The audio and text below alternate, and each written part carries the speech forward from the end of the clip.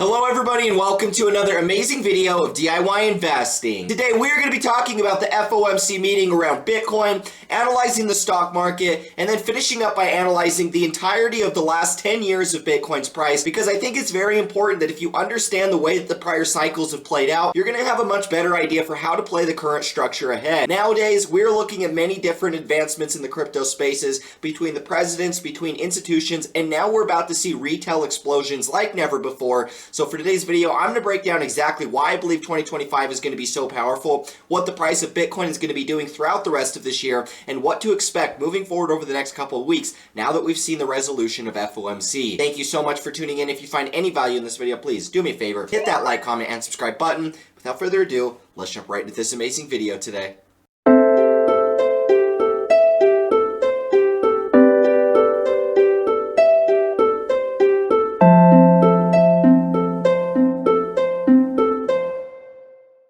Alrighty guys, so to start off today's video, I wanted to go through and talk a little bit about the stock market, what we're seeing here, because this is going to be directly correlated with everything that we're going to end up seeing from the crypto prices. Now, if you guys remember, my last update on the SPX was about a month ago, and we talked extensively about how we were most likely going to see some type of correction that was going to bleed the rest of the market. And this is exactly what we ended up seeing play out. As we're looking at the price of the S&P 500, we noticed that all the way back up in this period here, we started to form bearish divergence, where we had lower highs on the RSI, creeping all the way back down here on the low end, but we were still kind of holding support. We were just mainly consolidating inside of this triangle. And then what we ended up seeing was the price kept breaking out and making higher highs. And as we were kind of getting in this period where we were going sideways and unable to actually break out, I started to tell you guys at this moment we were most likely going to make one more correction. And that's exactly what we ended up following through. Now, the correction could go a couple different ways. The first target was obviously going to be back down somewhere inside of this cluster, but I said that there was the potential that on the most bearish sense, we could dip all the way back down to basically 5150. And thankfully for all of us, that was not the case. We ended up just kind of bouncing over here at about 5500. So as I'm looking at the market, the MACD broke down, the RSI both broke down, but we've had the big enough correction that I was watching for that I do think that this could be over. When we're coming over here and zooming in, I think a lot of this fear was mainly just the inauguration, because keep in mind the market peaked pretty much right here at that inauguration. Inauguration was basically right over in this period here. As we were starting to kind of consolidate at this top. We rejected at December the 1st, then we came over here and rejected again at basically the end of January, and then the final rejection took place here at the end of February. So we had 3 months where we were unable to get back above the range highs, and so after that point I kind of knew that we were going to see some type of a pullback. Now that we've seen the sell-off, is this the end of it? And I got a lot of confidence that this is most likely going to be at the end of this correction, and if not, we would see the beginning of this week sometime, probably back up to a retest of 57.5, reject, and then I think with this would be our final low, either coming back down to 5,400 or a major flush all the way back down to 51.5. Those would only be the two scenarios that I see for the bear sense. But when I'm zooming out and I'm looking at this from a long-term basis, I do think that this is the point where we're going to start reversing. When I look at it on a weekly time frame, this entire setup just looks like a classic A, B, and a C correction.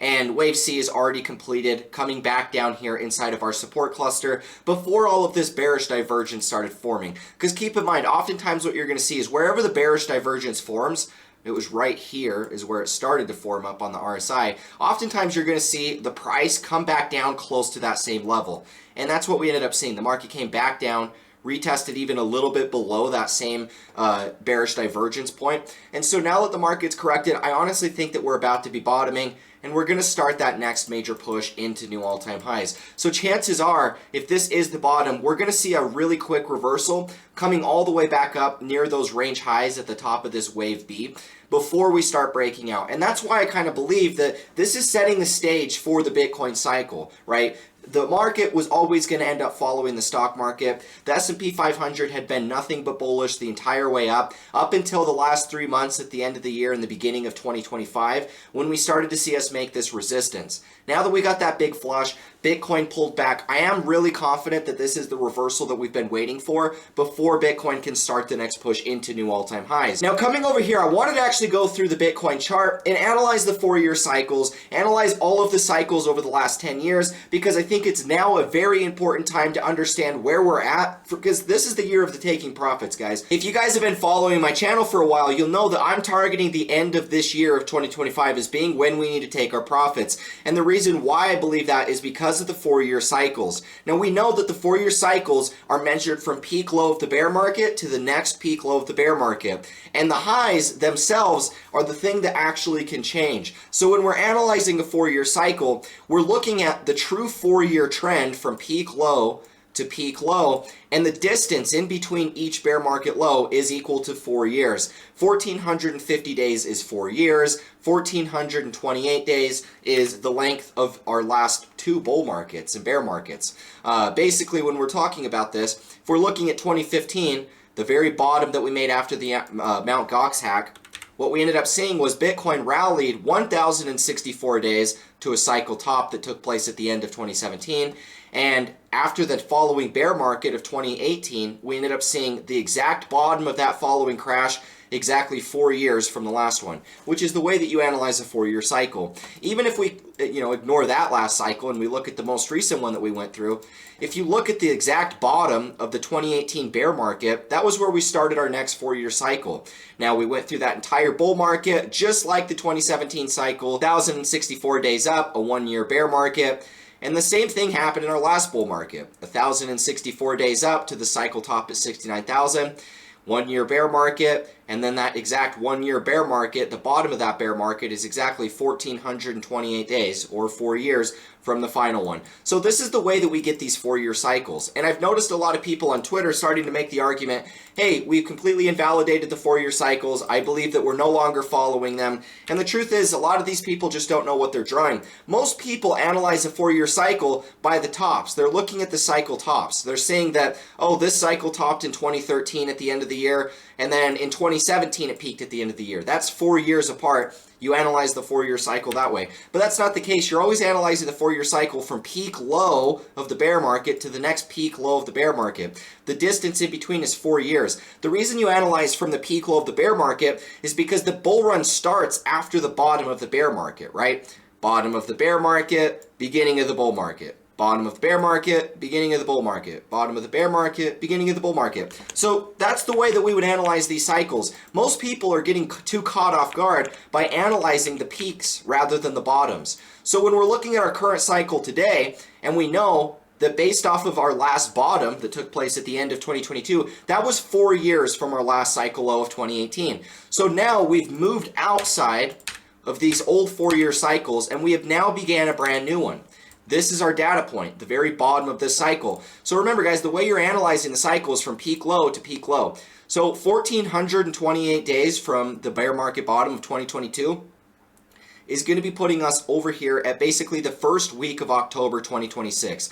This is where our projected 4-year cycle, the next bottom of our bear market, is supposed to be. So if we come over here, this is the total amount of time that we have. And as we can see, we've now moved past that 3/4 point, and we're starting to move into that last phase of the bull market in my eyes. And really, this is also factoring in a 1-year bear market. So we only have the rest of this year, right? Because remember, all of our other cycles were 1,069 or 64 days up. 1,064 days up, a 3-year bull market, and then the bear markets are 1 year in duration. And we can see that here, 364 days. So we follow a very similar turn of events. The only difference is, how does the cycle top look? Because in this cycle top, we kind of got this weird structure here. In 2017, it was just nothing but new all-time highs the whole entire way. This cycle, we don't know exactly what the differences are going to be. Is it going to be similar to 2017? Is it going to be similar to the last cycle? In my eyes, it is similar to 2017 because up to this point, we've only really maintained higher highs and higher lows. When we're looking at this setup, this was our first resistance level, and this was also our first higher high. This is when we flipped that prior resistance at 24K, flipped that as support, and then that was our true higher high.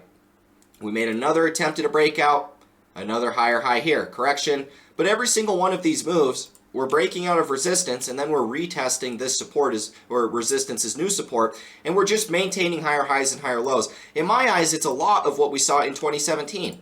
It did this the entire way back up. And in fact, we even had more of these random sort of pullbacks than even what we've seen up to this point. Our pullbacks have been really quick impulses, and then, a few months of sideways ranging, quick impulse, a few months of sideways range, quick impulse, a few months of range, and then we just kind of keep doing the same thing. It's a lot of the same parallels as what we saw in the 2017 cycle, and it continued to do this the entire way up until the point of us actually just going into that final blow off top. So when we're looking at today, I believe that it's a lot more of those same sort of parallels. The difference is we're still waiting, and we still have the rest of this year to go, because remember, 1,064 days, 1,064 days is basically going to be right over in here, and this is going to be drawn to 250K, so at the high point. So we still have a little ways to go, right? We are looking at this cycle top 1,064 days from the bottom. So realistically, we have another higher high to come, another higher high, and probably something like this before we start that next bear market all the way back down. So when I'm looking at the Bitcoin cycle, and I see people saying that, oh man, the 4-year cycle's invalidated, we've started something brand new. I mean, we really haven't, because up to this point, we're still following the exact same rules of the 4-year cycle. There is no difference. We bottomed 4 years from the last bottom, which was 4 years from the last bottom, and now we're looking at the end of 2026 as being where our projected 4-year cycle low is going to be. That's where the bottom of the next bear market is going to be. And we're looking at the projected cycle top being sometime at the end of this year of 2025. So we're looking at something like this playing out throughout the rest of this calendar year.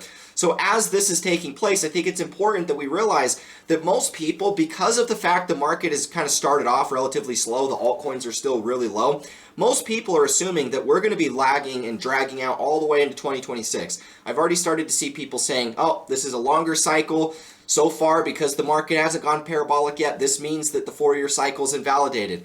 And guys, I'm telling you right now, there is absolutely nothing different between this cycle and the other ones based off the time frames. We are following a lot more of a 2017 type of pace. The last cycle, keep in mind that when we're looking at when this thing started running here at basically September of 2020.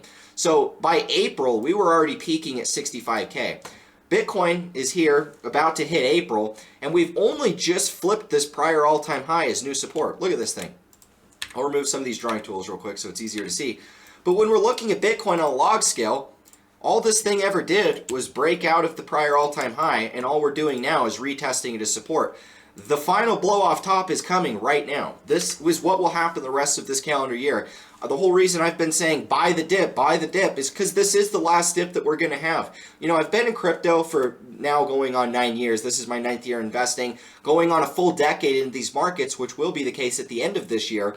And over this entire time, I've seen so many people make the same mistakes. In every cycle, people doubt the 4-year cycle. They assume that something completely different is happening. And they said the same thing in the last bull market, right?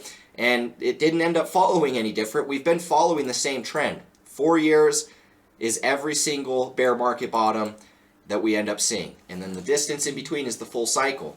We follow the same pattern every single bull market up to this point, and as of now, there is still nothing changing. If you look at this chart and you tell me that there's something different, you're just being ignorant, because there's absolutely nothing different about this cycle versus the last cycle versus the cycle before that. They're all following the same things. So when I'm looking at Bitcoin and I see us breaking out of an all-time high, retesting that all-time high as new support on a weekly time frame, knowing that we still have the rest of this year, the next 7 or so months to go before we're at a true cycle top, the whole rest of this year is where things are going to get very parabolic, where we're going to be making those big breakouts, those big higher highs, retesting those highs before we go into these big blow-off tops, and that will take us into another one of these bear markets. And I'm just wanting you guys to be aware of this, because if you know that the cycle top is the end of this year based off 4-year cycles, you're going to lock up your profits, you're going to take your profits, and you're going to be looking to buy the dip in the next bear market, or you're going to be looking to short the market, because that's what I'm going to be doing.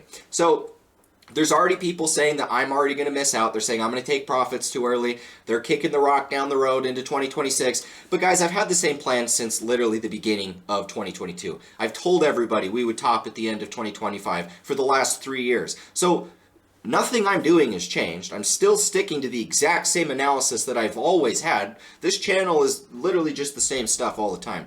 So when you're looking at this, don't overcomplicate things or you're going to just miss out on all of the profit. Don't be everybody else's exit liquidity like everybody is every cycle. Know that we only have this rest of this year to make our profit, and most importantly, take the profit, or you're going to ride the cycle back down. You're going to be another bag holder. Except I got a lot of confidence the next bag hold that you're going to make, if you do make it, is going to be the worst one of all time, the worst bear market of all time, where the institutions and the retail are going to dump on your heads, and we're going to see these things drop pretty substantially. So you want to lock up your profit. You don't want to be the guy holding through the dip. You want to understand that Bitcoin has a very, very well-defined plan set in place, and if you're somebody that's just simply trying to, plan ahead or do something completely different, you're going to miss out, and that's just as simple as. But anyways, guys, this is the video I had. If you found value, make sure you do me a favor. Drop a like, comment, and subscribe. If you want to see anything we're investing in over these cycles, as we're getting heated up in this 4-year cycle, I got nothing but confidence we're going to make a ton of money this year. All of our investments are prepared and positioned for this final year in the bull market,